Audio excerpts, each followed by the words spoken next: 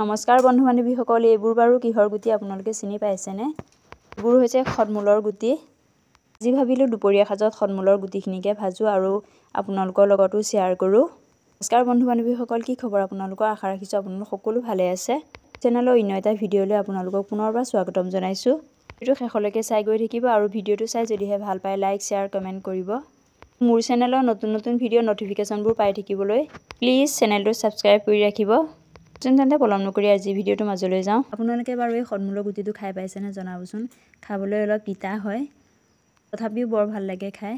এই গুটিবিধ আমাৰ শৰীৰৰ বিভিন্ন বেমাৰৰ কাৰণে ভাল হয়। এই খদমূলৰ গছজোপা শিপাৰ ৰসটো বিভিন্ন বেমাৰৰ কাৰণে উপকাৰী।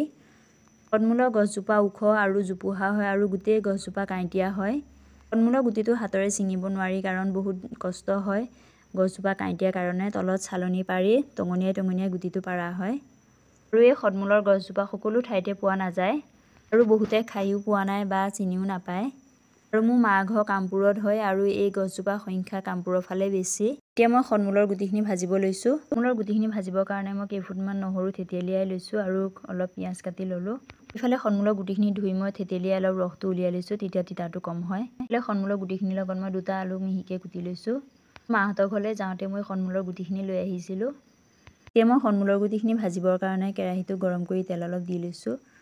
তেলখিনি গৰম হোৱাৰ পাছত এতিয়া মই নহৰু আৰু পিঁয়াজ দি দিছোঁ।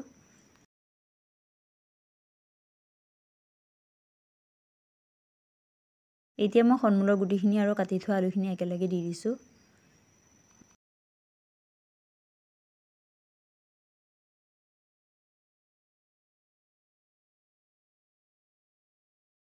এতিয়া মই অলপ হালধি গুড়া আৰু সোৱাদ অনুপাতে মই নিমখ দিছোঁ। এতিয়া মই এনেদৰে অকণমান সময় লৰাই থাকিম।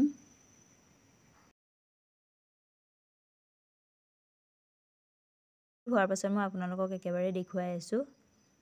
ইমানখিনি দেখুৱাই গৈ থাকিলে নহ'লে ভিডিঅ'টো বেছি দীঘল হৈ গৈ থাকিব। এতিয়া মোৰ খদমূলৰ গুটিখিনি ভাজি হৈ গ'ল। এতিয়া মোৰ খদমূলৰ গুটি ভাজি ৰেডি হৈ গ'ল। বহুত টেষ্টি হৈছিলে। আজিৰ ভিডিঅ'টো ইমানেই আছিলে। নেক্সট এটা ভিডিঅ'ৰ সৈতে আকৌ লগ পাম। আজিলৈ আহিছোঁ ইমানে, বাই বাই।